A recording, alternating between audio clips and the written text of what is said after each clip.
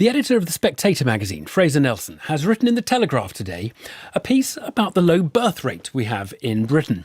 Now, that is a phenomenon to be found across many developed countries.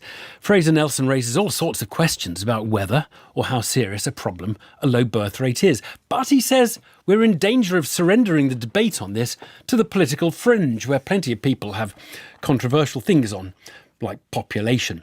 Well, Fraser says people have been too scared to be seen talking about whether we need more babies.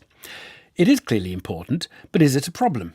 I chatted to two politicians who've taken an interest in it. Conservative MP Miriam Cates, part of the new Conservative group who've been concerned with immigration and who thinks the birth rate's too low.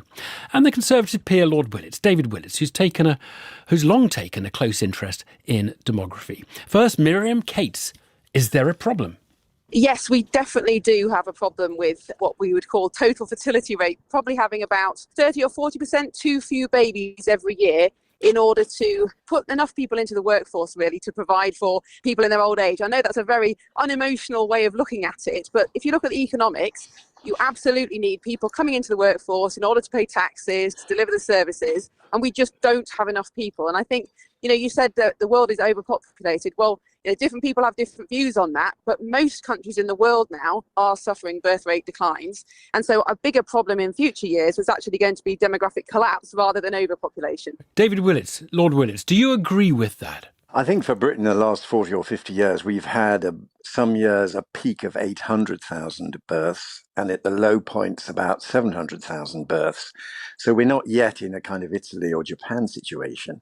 And I also think the way into it is not to try to work out how many babies people should have. It's rather to say, are there people who would like to have babies, people who would like to raise kids, but who aren't able to do so, or who for whatever reason are deciding not to because circumstances seem just so difficult for them.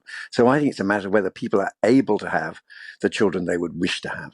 Oh, so your concern, David, would be couples might be thinking we can't have kids, we've nowhere big enough to live, all those kinds of factors. It's the cost of housing, and it's also, increasing number of young adults still living with their parents. Living with your parents appears to be quite a strong contraceptive. We may have created an environment where young people just aren't able to settle down, form a family, have kids, have a decent, well-paid job, which is for many people what they want to do. Well, I guess it's crucial we work out whether the low birth rate is because people want babies but don't feel they can have them, or maybe they don't want them. Miriam Cates, which is it, do you think? They do actually want them. So I did a poll in November of 1,500 women in the UK aged 18 to 35, so exactly the demographic that we're looking at. And we found that 92% of those young women did want to have children, and on average they wanted 2.4 children. So in other words, if young women were having the number of children that they say they wanted, we wouldn't have a birth rate problem at all. So of course the issue is absolutely that for some reason young people are not having enough children to meet the fertility demands, if you want to put it like that. We then need to look at the reasons why people aren't having children, because they clearly want to.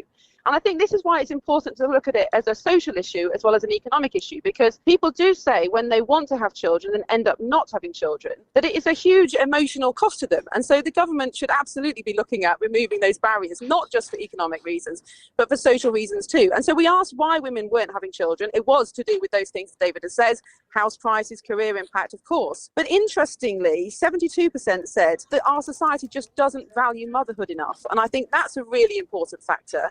Miriam Cates, isn't it partly that you and your colleagues block every housing development that anyone proposes? So if you have a population of 70 million in the UK, which is where we're heading, and you want more babies, you've just got to build a lot more houses, haven't you? I personally haven't blocked any housing developments, but if you look at other countries in the West that don't have such a housing crisis, that have better maternity pay than us, better childcare policies than us perhaps, they still have this birth rate problem. You look at somewhere like Finland that many people think is the kind of, really good public services, and yet they have a birth rate of just 1.3.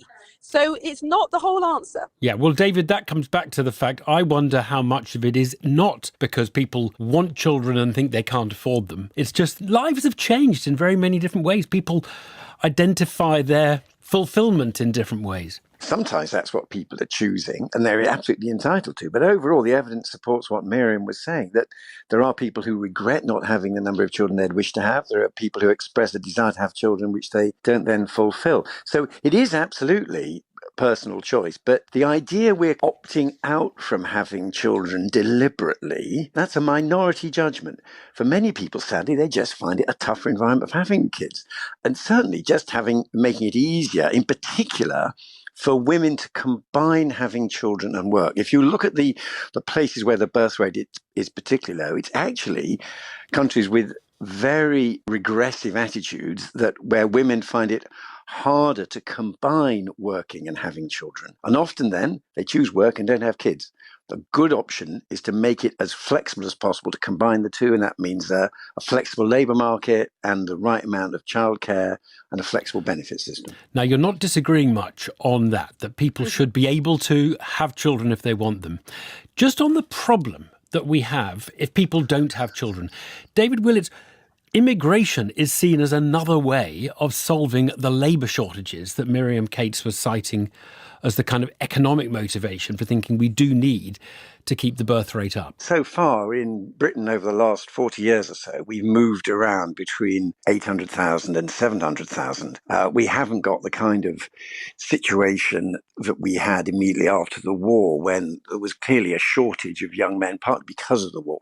So I don't think we can say there's some catastrophic problem that requires migration. And of course, it doesn't solve the issue in the longer run. The migrants themselves become older and often adjust to the birth habits of the host nation.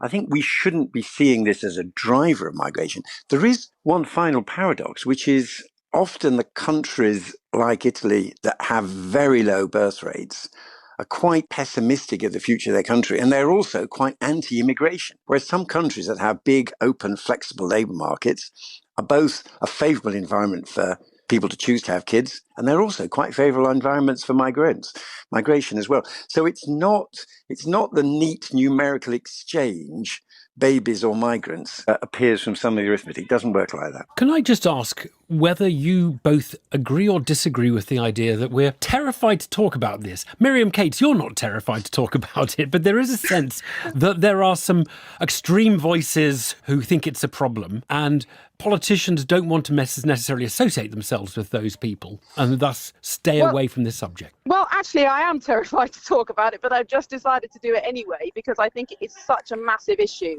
facing our economy and all Western economies, actually. And you just have to look at Japan, where they've got a debt to GDP ratio of 250% and people dying alone, to realise what's going to happen if we don't do something about this. But having said that, the kind of things that are written about me, it's hard going, I've got to be honest. What is written about you? What is the fear? Well, I'm not going to repeat it. No, but is it nannying women? Is it about telling women what to do, have babies, women? Well, that is probably the most sympathetic write-up, yes. So I think, of course, we do not want a nanny state in this country. People rightly do not want the government telling them what to do, particularly in such personal matters as how many children you should have. And I absolutely agree. We should never be telling any individual woman or family how many children they should have. Of course not. But as politicians and policymakers, we do have a duty to look at this in the round. David, are you scared to talk about it? I mean, I did write a piece about this once. One of the newspaper reports helpfully put a photograph of Mussolini alongside its account of my views. And look, it is crass if men start trying to tell women what to do. We realise that isn't how to enter the debate. I have to say, although I've agreed a lot of what Miriam said, I also don't particularly like the concept of the dependency ratio, partly speaking as someone who on some measures of it counts as a dependent. I try to keep on contributing. There are assumptions behind some of the ways we approach this, which understandably put people off. But yeah, we should be able to talk about it. David Willets, Lord Willets there alongside Miriam Cates, talking about birth rates and population.